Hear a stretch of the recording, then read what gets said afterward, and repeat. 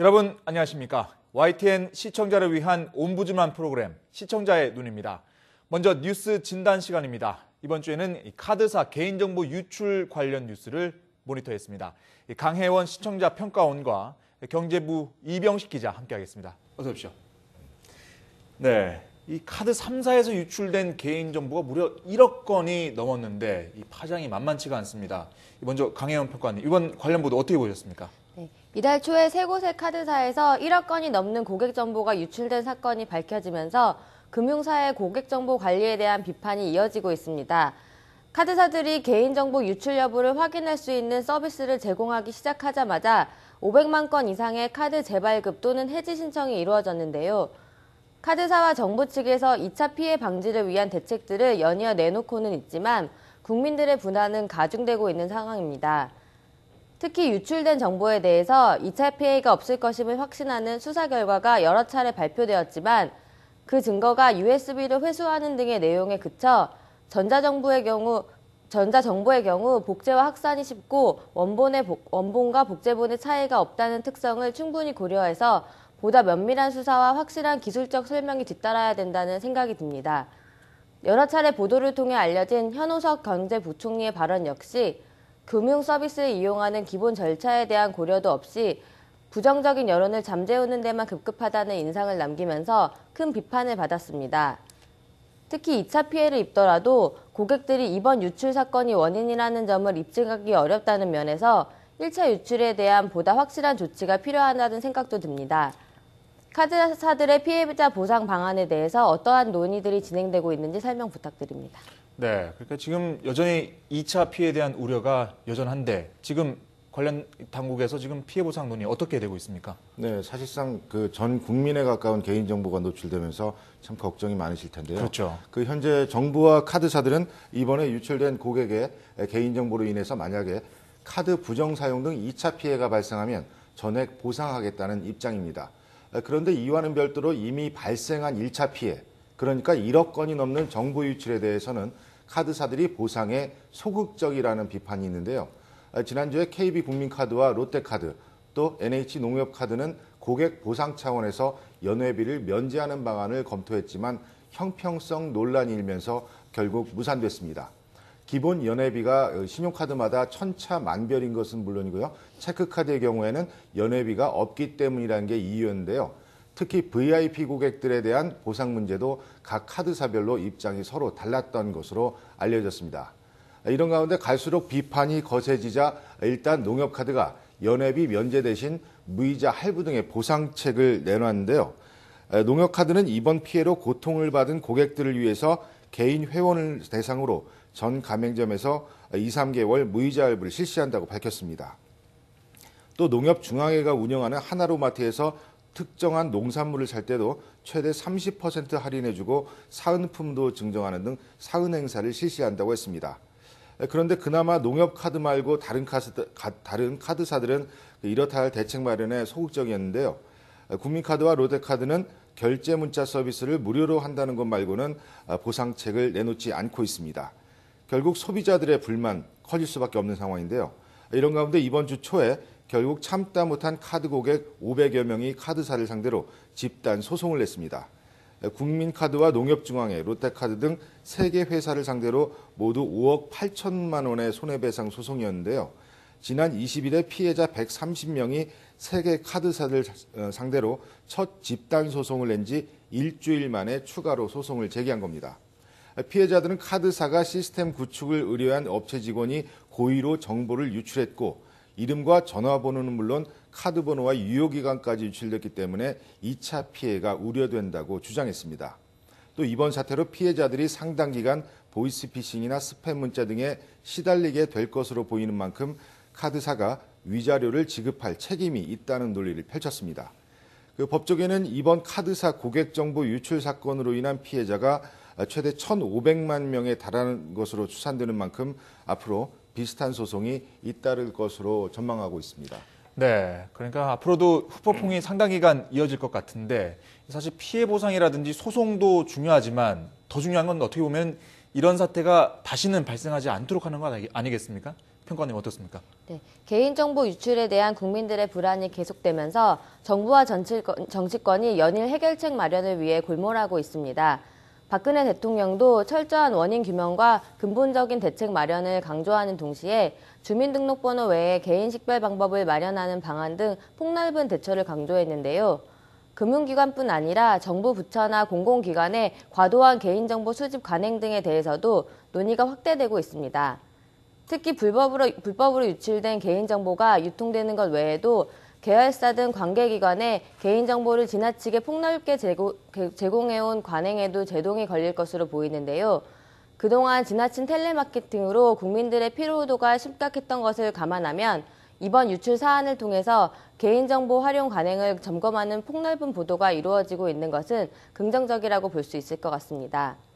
한편 개인정보 식별을 위해서 주민등록번호를 수집하는 것에 대해서는 과거에도 여러 차례 문제 제기가 이루어져서 아이핀 등의 대체 제도가 도입된 바 있습니다.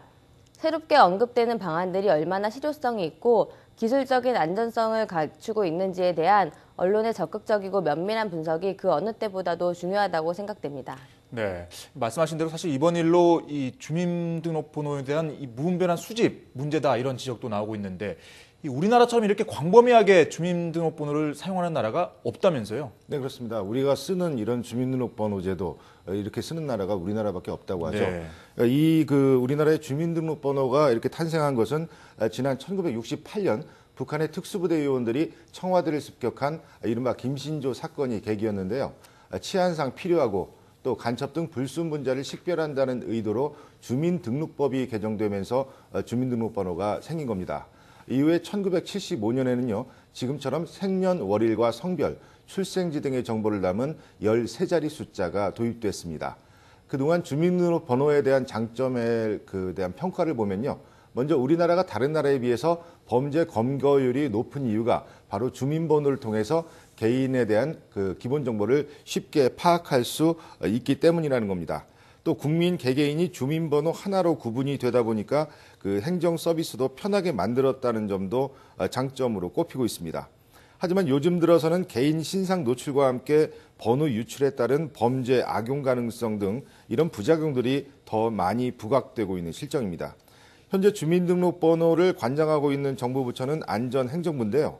지난 28일에 박근혜 대통령이 주민등록번호 말고 개인을 식별할 수 있는 대안을 청구하라고 지시했었죠. 대통령 지시에 따라서 바로 안전행정부가 주민등록번호를 대체할 수 있는 수단을 마련하기 위한 검토 작업에 착수했습니다. 지난 2011년에도 정부는 2,500억 원을 들여서 전자주민증을 도입하면서 주민번호를 대체하려고 노력했는데요. 당시에는 검토만 하다가 결국 포기했습니다. 당시 어떤 식으로든 대책이 실행됐으면 하는 그런 아쉬움이 남습니다. 현재 정부는 금융이나 부동산 등 꼭 필요한 분야가 아니면 주민번호를 요구하지 못하도록 한다는 방침입니다. 지금까지 주민등록번호 대체 수단으로는 인터넷상에서 신원을 확인하는 번호죠. 아이핀, 이런 아이핀이나 운전면허번호, 그리고 또 여권번호 등이 거론되고 있는데요. 이미 일부 인터넷 사이트와 기업 등에서는 회원 가입할 때 아이핀을 사용하고 있습니다. 하지만 진정한 개인 식별 수단으로는 여전히 미흡하다는 평가가 많은 상황이고요. 주민등록번호 대체 수단과 관련해서 다른 나라의 예를 살펴볼 필요도 있는데요. 미국의 경우에는 사회보장번호로 불리는 SSN을 비롯해서 운전면허번호 그리고 또 주의 신분증 번호 등 여러 가지 식별번호를 운영하고 있습니다. 하지만 SSN의 경우에 사회복지 등 밝은 목적에 맞는 분야에서만 사용되고 있고요. 이유 없이 번호를 물어보는 것만으로도 처벌받을 수 있다고 합니다. 물론 개인이 원할 경우에는 번호를 바꾸는 것도 가능하고요. 일본의 경우를 보면요. 2002년부터 전 국민에게 식별번호를 부여하고 있는데요. 하지만 일상생활에서는 별로 사용할 일이 없고 또 신분 확인이 필요할 때는 면허증 번호나 의료보험증 번호 등을 사용할 수 있다고 합니다. 이렇게 주민등록번호를 대체하는 일은 주민등록 시스템 전체 개편 작업과 맞물려 있는데요.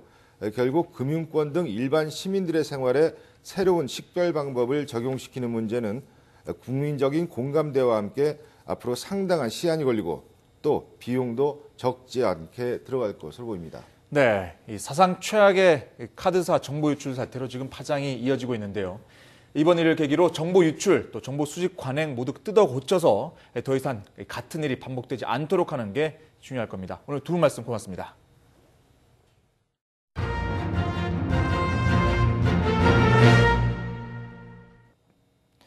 이번에는 시청자들께서 직접 만든 프로그램을 소개하는 시간입니다.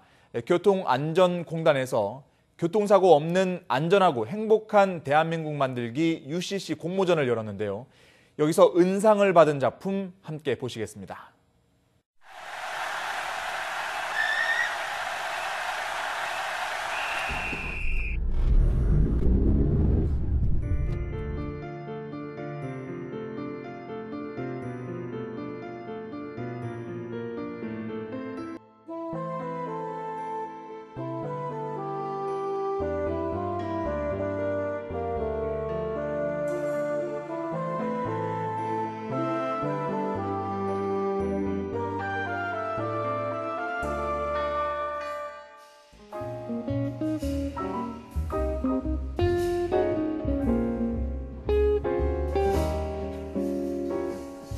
Took a trip on the train and I thought about you.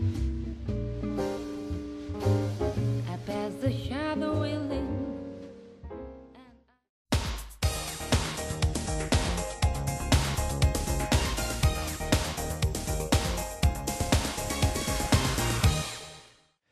지상파 DMB 채널인 YTN DMB 프로그램을 평가하는 내가 본 마이TN 순서입니다. 이번 주에는 황금 나침반에 대한 김은미 평가원의 의견 들어보겠습니다. 안녕하세요. 저는 마이TN 시청자평가원 김은미입니다. 최근 먹고 사는 근본적인 주제에 대한 다양한 접근과 정보는 미디어를 통해서 쉽게 접할 수 있습니다. 이처럼 다양한 미디어를 통해서 이제 사람들은 평소 무엇을 먹으며 어떻게 살아갈 것인지에 대한 일상의 소소하고 다양한 정보와 소식을 접할 수 있게 되었습니다. 이러한 유사한 정보와 방송은 마이TN을 통해서도 시청자들에게 제공되고 있습니다. 마이TN의 다양한 프로그램 중에서도 특히 오늘은 황금 나침반에 대해 이야기해보고자 합니다.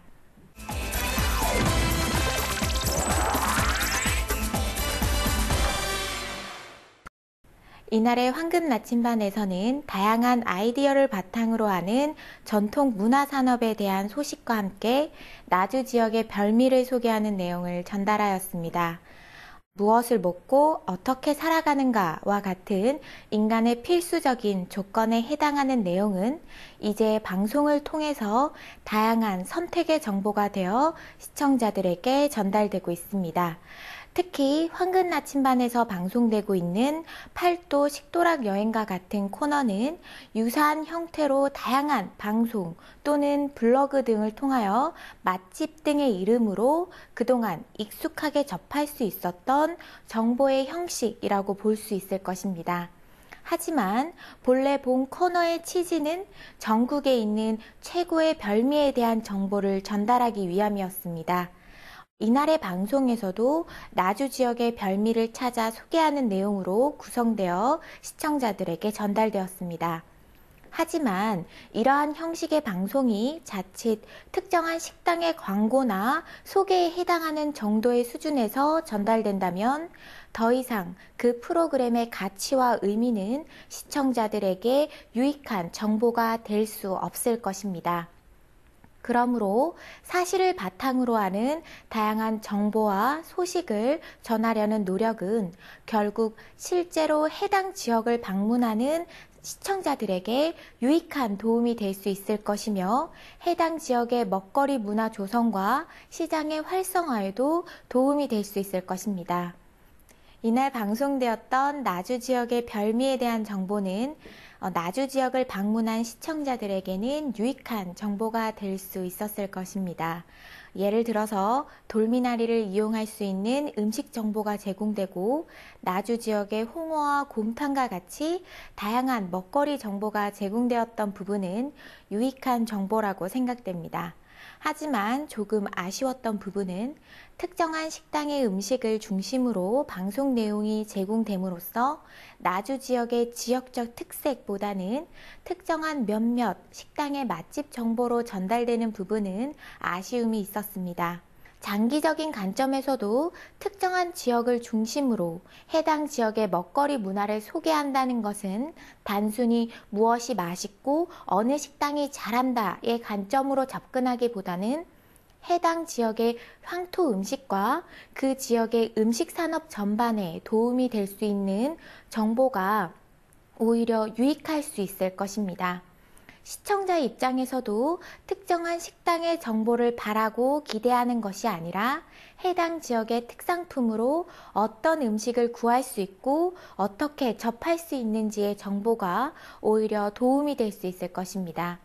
그리고 다양한 아이디어를 바탕으로 하는 전통 문화산업에 대한 방송 내용 또한 시청자들에게는 유익한 정보가 되었다고 생각합니다. 특히 전통시장의 장보기 도우미 서비스에 대한 내용은 전통시장 활성화에 도움이 될 수 있는 유익한 정보였다고 생각합니다.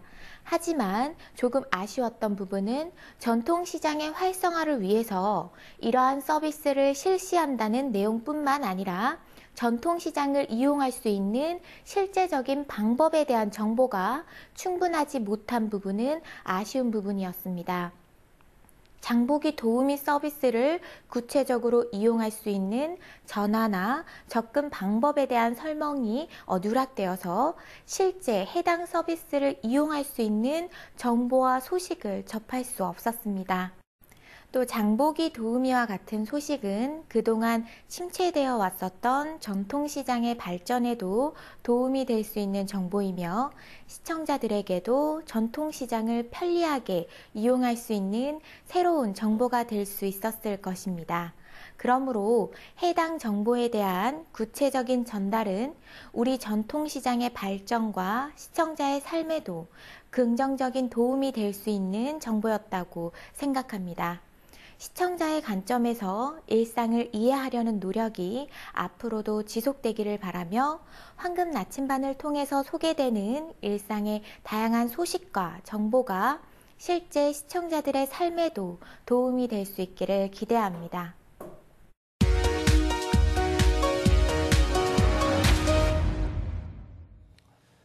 이번 순서는 시청자들의 지적사항을 정리한 모니터 보고 시간입니다. YTN은 24시간 실시간 뉴스를 내보내는 채널 특성상 자막에 글자가 틀리는 것은 불가피한 측면이 있는데요. 자막 표기 오류가 자주 발생하거나 한번 틀린 자막이 수정되지 않고 계속 방송되는 일은 없었으면 좋겠다는 시청자들의 지적이 있었습니다. 지난 27일 아침 뉴스 시간에 체육회 관계자들이 투병 중인 쇼트트랙 노진규 선수를 병문안할 예정이라는 기사를 보도하면서 자막에 병문안 또는 문병을 병문이라고 잘못 표기했습니다.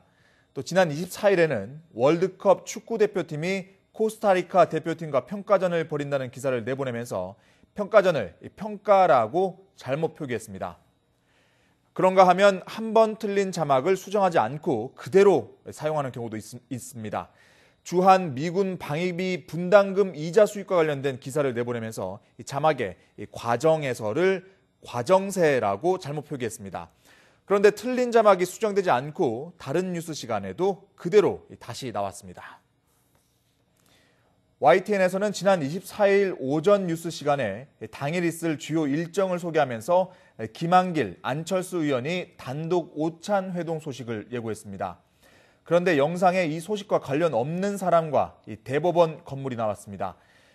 뒤이어 건강보험공단이 담배 회사를 상대로 소송할지 여부를 결정할 것이라는 기사를 전하면서 이 소식과 관련 없는 방송통신심의위원회 영상이 나왔습니다.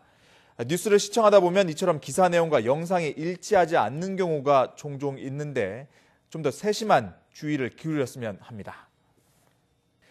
YTN에서는 지난 24일 정치평론가들과 함께 현호석 부총리의 발언 파문 등 여러 현안에 대해 의견을 나눴는데요. 배경 화면에 현호석 부총리와 박지원 민주당 의원, 김기춘 청와대 비서실장 얼굴이 나와 이들과 관련된 이야기가 진행될 것으로 시청자들은 예상했습니다. 그런데 대담이 끝나도록 박지원 의원과 김기춘 비서실장 관련 내용이 나오지 않아 시청자들은 두 사람이 왜 배경화면에 등장했는지 의아해했습니다. 시간 관계상 당초 다루려 했던 내용을 다 소화하지 못했을 수도 있지만 배경화면과 보도 내용이 가급적 일치했으면 좋겠습니다.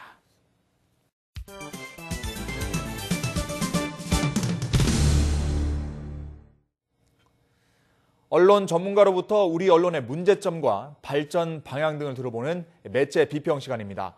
오늘은 최충웅 경남대학교 교수로부터 매체 균형 발전과 시청자 권익을 위한 방송 광고 정책이라는 제목의 논평 들어보시겠습니다.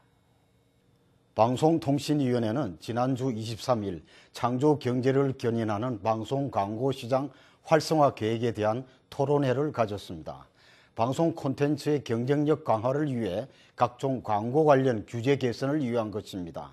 급격한 미디어 환경 변화로 광고 시장이 위축되면서 한류를 창출해온 콘텐츠 제작 역량이 위기에 직면했다는 판단 때문입니다. 방송통신위원회 산하 방송광고균형발전위원회는 지난해 말 광고 관련 규제 개선 정책 방안을 마련했습니다.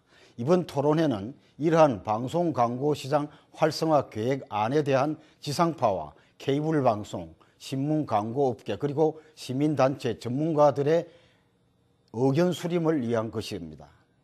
방송의 균형 발전과 방송 광고 산업 활성화를 위해 지상파 방송 광고 총량제 등 광고 편성 규제 완화 방안 등을 논의했습니다. 그런데 이번 토론회 이후에 방송계는 논란이 뜨겁습니다.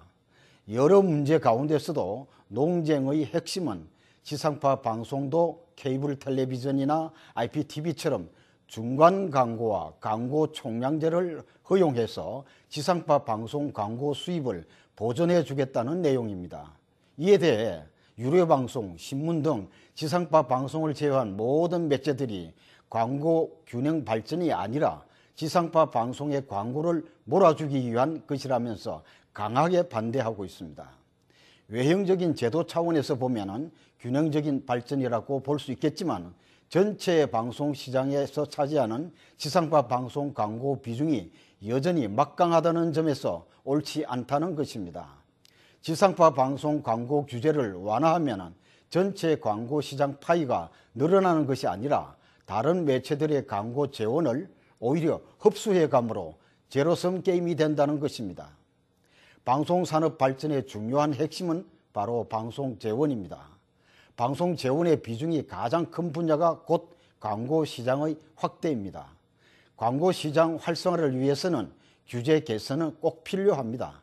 우선 광고 금지 품목의 완화와 간접 광고, 협상 고지의 명확한 규정 등이 마련되어야 합니다. 아울러 미디어랩 광고 판매 대행 범위도 확대되어야 합니다. 대표적인 사례가 바로 콘텐츠 개발입니다. 창의적인 프로그램과 포맷의 해외 수출로 수익을 창출해야 합니다. 또한 디지털 시대 효율적 운용 방안으로 T-커머스나 데이터 방송 등 다양한 광고 형태가 구현돼야 합니다. 방송통신위원회는 광고 시장 활성화로 재원을 늘려서 방송 콘텐츠 품질을 향상시키고 시청자 시청권을 보장하겠다는 것입니다. 그래서 양질의 콘텐츠와 공익적 프로그램, 공적 채무를 강화하겠다는 것입니다. 그러나 상업 광고가 늘어나면 늘어날수록 방송은 더욱 상업화가 되기 마련입니다. 광고 규제 완화는 시청자의 선택권이 보장되어야 합니다. 사업자 중심이 아니라 소비자인 시청자 중심의 접근이 요구됩니다.